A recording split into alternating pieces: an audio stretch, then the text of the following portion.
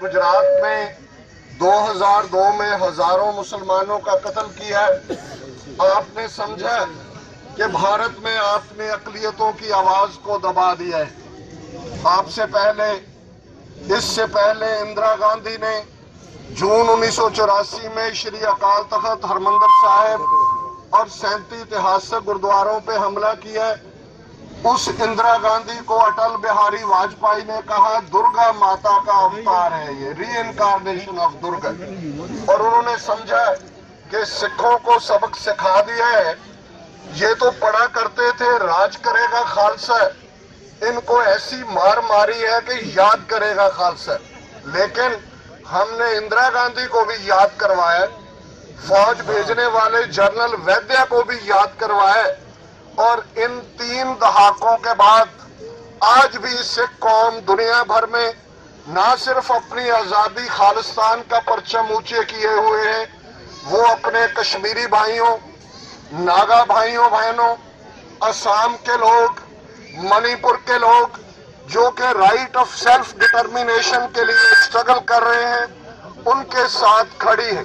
पिछले दिनों स्कॉटलैंड में 307 साल के बाद उस यूनियन को चैलेंज हुआ रेफरेंडम के तौर पे कि क्या स्कॉटलैंड इंग्लैंड के साथ रहना चाहता है या अलग मुल्क चाहता है। उन्होंने साथ रहने का फैसला किया है, ये अलग बात है। मगर मैं मिस्टर एलेक्स सैलमन जो फर्स्ट मिनिस्टर है स्कॉटलैंड के, उनके वो शब्द दोहराना चाहता हूँ।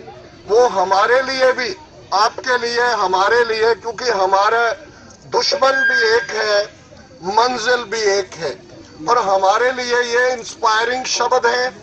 मिस्टर एलेक्स सैलमन ने कहा इस बात की चिंता मत कीजिए कि क्या हम हासिल नहीं कर सके और क्या कौन सा सफर तय नहीं हुआ, इस बात को सेलिब्रेट करें कि हमने कितना सफर तय कर लिया है। And then he said dreams never die.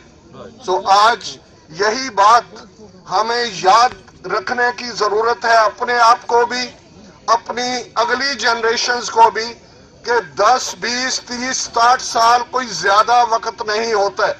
अगर 307 साल के बाद 45% स्कॉट अपना आजाद स्कॉटलैंड मांगते हैं, तो कश्मीर जिसके लिए 19 रेजोल्यूशन यूएन सिक्योरिटी काउंसिल में नेहरू ये केस को लेके गया है, अगर स्कॉटलैंड में रेफरेंडम हो सकता है, साउथ सुडान में रेफरेंडम हो सकता है, ईस्ट तैमूर में रेफरेंडम हो सकता है, कोसोवो और मैसेडोनिया में रेफरेंडम हो सकता है, तो कश्मीर में, खालिस्तान में, नागालैंड में, असम में, मणिपुर में रेफरेंडम क्यों नहीं हो सकता है। हमें खड़े रहने की जरूरत है। गिनती का कोई फर्क नहीं होता। मत फिक्र कीजिए कि हजारों हमारे ही भाई बहनों शायद वो अमेरिका की आराम की लग्जरी की लाइफ को एंजॉय कर रहे हैं, उन्हें फिक्र नहीं है। मैं समझता हूं कि जब तक एक भी कश्मीरी इस प्लेनेट के ऊपर, और एक भी सिख इस प्लेनेट के ऊपर, एक भी नागा इस प्लेनेट के ऊपर, एक भी असामी इस प्लेनेट के ऊपर बाजू खड़ी करके कहता है कश्मीर जिंदाबाद, कश्मीर आजाद हो, खालिस्तान आजाद हो, तब तक ये मूवमेंट बिल्कुल जिंदा है। इस स्पिरिट के साथ मैं कंक्लूड करूं। बचपन में कोई शेर मैंने कभी याद किया है, वो अभी भी मुझे याद है, उससे मैं कंक्लूड करूंगा। है जान के साथ काम इंसान के लिए है, जान के साथ काम इंसान के लिए, बनती नहीं जिंदगी में बेकाम किए। जीना है तो कुछ कीजिए, जिंदों की तरह, मुर्दों की तरह जिए तो क्या खाक जिए। तो ये जिंदा दिली आजादी का नाम है। आपका बहुत बहुत शुक्रिया और हम हमेशा आपके साथ हैं। आवाज दीजिए। फैज साहब ने 2 दिन पहले कहा रखा है, हमने कहा जी बेशक कल 30 को हमने यहाँ बड़ा प्रोटेस्ट रखा है। हम हजारों सिख एक्सपेक्ट कर रहे हैं, ऑल ओवर नॉर्थ अमेरिका है, 11 से 1 बजे तक है। पर मैंने कहा हम बेशक उतना नंबर ना ला पाए, हम जरूर आएंगे।